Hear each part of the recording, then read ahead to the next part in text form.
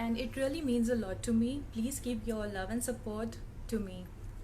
Uh, Now I would like to say that on my this page I'm planning to start learning of yoga therapy, how it works and all. On the other side, the meditation videos and the sessions for you all. So when it comes to meditation, it's just like, you know, food without water, the same way yoga without meditation is incomplete. So for that, um, meditation plays a big role in yoga.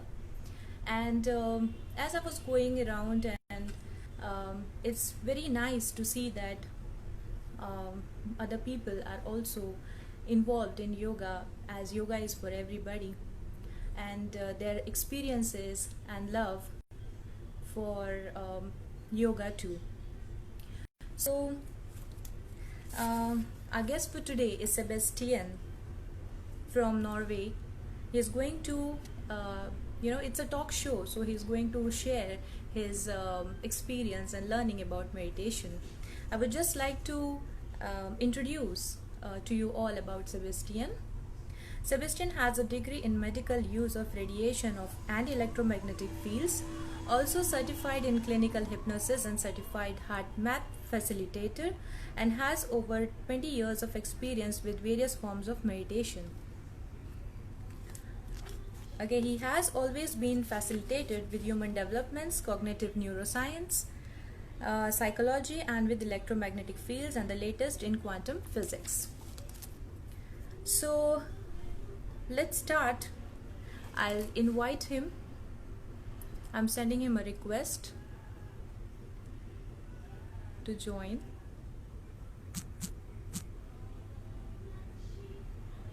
For him to join us.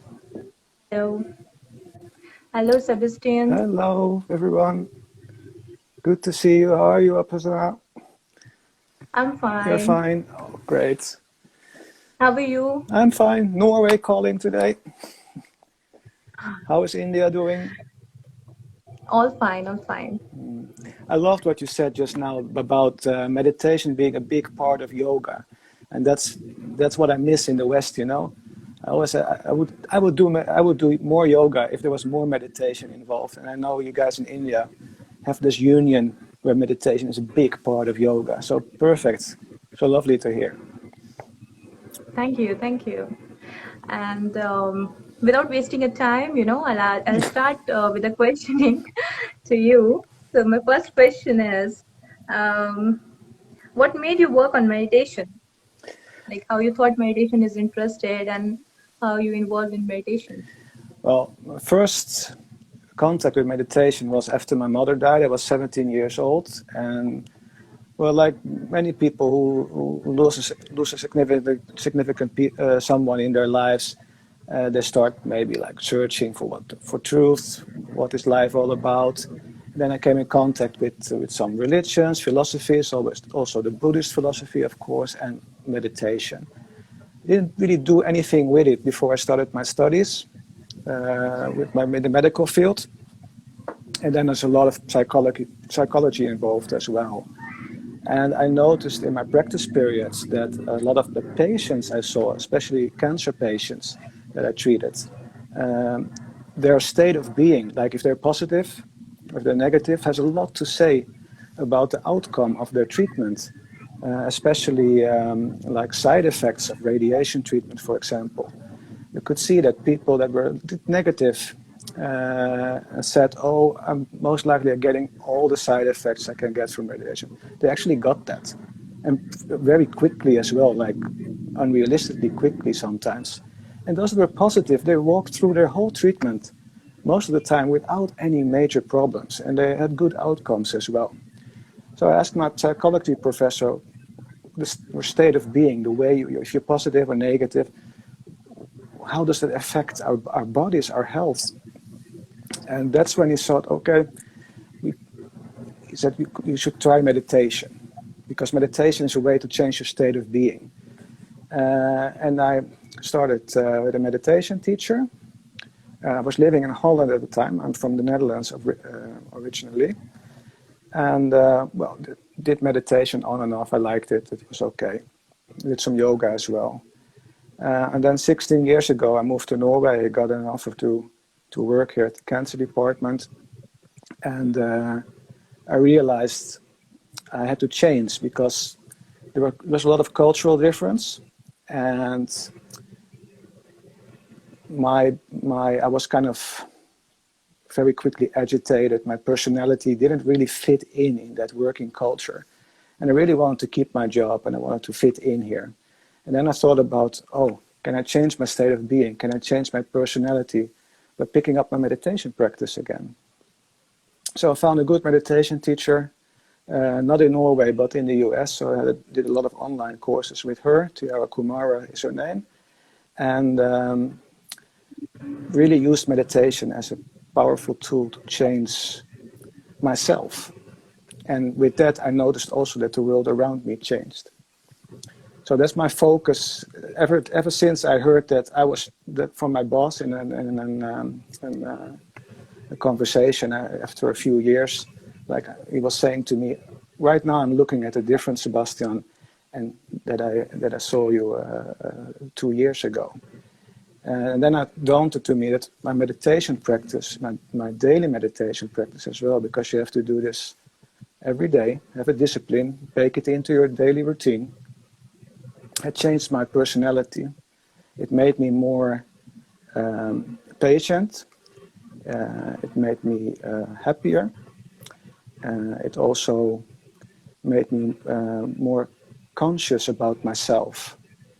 I'm not that a lot of people, and I noticed it myself as well. I went on autopilot. I had those triggers, and it was like poof. Once that happened, I reacted in a certain way. Once this happened, I reacted in a certain way.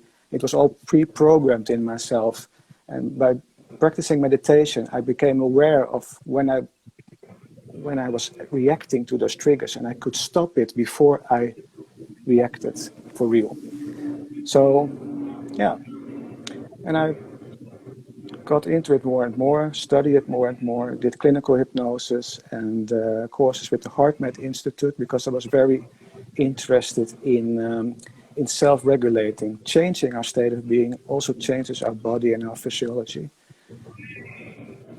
So yeah. Very nice, very nice. Actually, you have said it very correct, because I want to add on this that meditation even changed me a lot. I was very arrogant and, short-tempered person before. But after meditation, it's like I forgive the people who have, even hurt me more than ever in my life. So that is the biggest, change that I can feel in my life after meditation. It's really magical. So when not only the anger, but even all over personality, the way we think, the way we see the nature, and every person is totally different, and it's changed. You get a totally different perspective on life and on the world around you. Yeah, Absolutely. and we understand more now. Like we love to stay silent, and we let the other people do, or let the other situation do anything. Now we know that how to balance ourselves in it. Correct. So it's good. Correct. Okay, so next question, what are the benefits you found doing meditation practices? The benefits. Well, many people practice meditation in the West, at least for stress relief, less anxiety, stress relief, most of the time, and also against depression, all that sort of stuff. But like I said, you can use it for so many things, changing your personal experience of yourself and the world around you. And I've even have been on congresses conferences where people use meditation for self-healing and spontaneous self-healing. It's an amazing, powerful tool. Yeah, exactly. So the last, which is most important that I found in your post, that please guide us with the knowledge you did on adverse effects of meditation. Yeah, I've always said that because I have experienced adverse effects myself during that transition period. Many people in the spiritual realms will call it the dark night of the soul, where you get into trouble really. And I experienced like not a severe depression, but I was a bit depressed during that period of time. I felt a bit disassociated. I didn't feel like being in the world anymore. It was like a bit distance from it. And my meditation, I talked to that about with my meditation teacher. That's normal. You get over it, and these are just purging. This is like the transition period. Is that negative aspect you're going through right now? So I had to continue, but I had her and my co-students with me, supporting each other through all this. So I know from experience that meditation, for one, it's not for everyone. And if you experience adverse effects, at least take contact with some meditation teacher that will ask you, okay, how do you meditate? What do you do? What type of meditation you do? And what do you experience? And then you can help someone through such a period.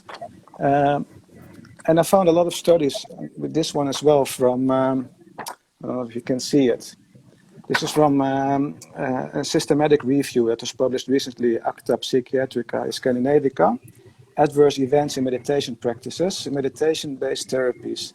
This was a systematic review of 83 studies done on meditation, and mostly this was meditation done in a therapy setting.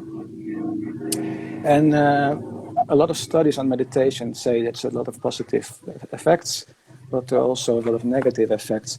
And what I found very interesting is like that anxiety and depression are two of those that are most common as an adverse effect. Those are exactly the two you are using meditation for, isn't it? Most people use it to be a little bit less depressed, to get rid of their anxiety.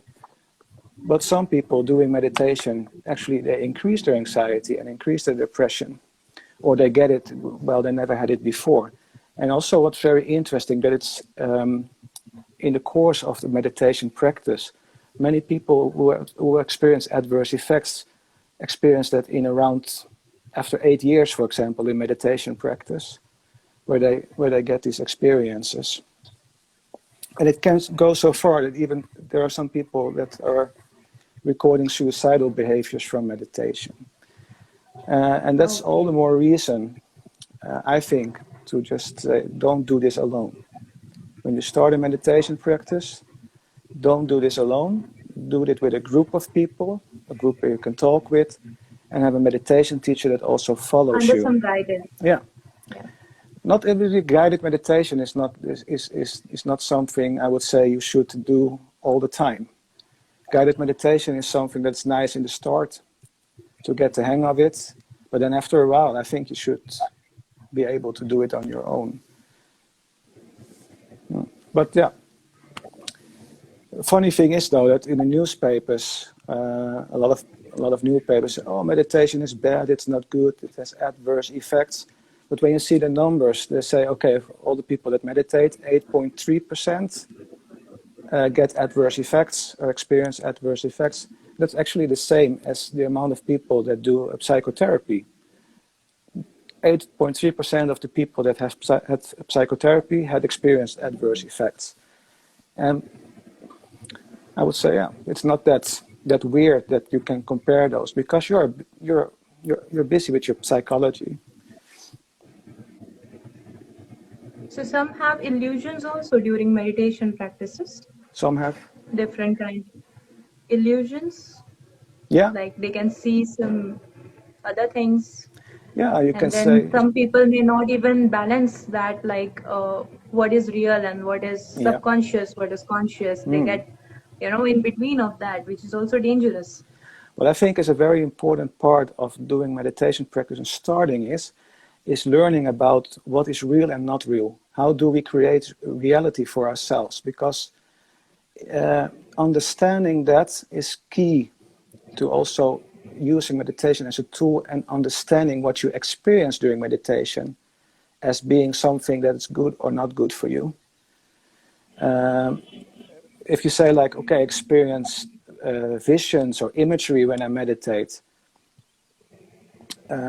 if you're not prepared for that, or you go too deep into it and maybe see it as, oh, I'm in direct contact with God or something, and you kind of translate it to something else, and you get disillusional, for example, or you get like psychotic or anything, because you can't understand what those visions mean. Why are there visions? If you don't understand what happens in your brain during meditation, why you get such visions, then you can get those kind of adverse effects that you go in, well, I would say not the wrong direction, but yeah, in a negative direction though. Right. So, have you heard about the chakras also? Yeah, of course. Okay, so the chakras open up, and that time also we have some experiences with us, not only illusion, but some of the other experiences of life. Do you have anything to say on it? Well, I use chakra meditation or work on the chakras with energy work. And I just see them as energy centers, like points in the body where you have energy centers. And I'm not very into that, oh, this is blocked and this isn't blocked. I just try to open and just keep the energy flowing. Okay. And you experience it during meditation. And after a while, you feel it. You feel energy going up. You feel your heart opening up. Those sorts of experiences. But I'm never doing like specific meditations on the third eye chakra or something like that. It's all one. Right. Okay, so thank you so much for explaining us beautifully the adverse effects of meditation too. And thank you for giving your time and coming over here. You're welcome. Thank you for having me. And thank you all the audience and the people who all joined us. Thank you so much. Stay connected. We'll be back with some of the other more informative videos and live sessions. Thank you. Awesome. Thank you, Sebestian. Bye, everyone. Thank you, everyone. Thank you. Namaste. Namaste.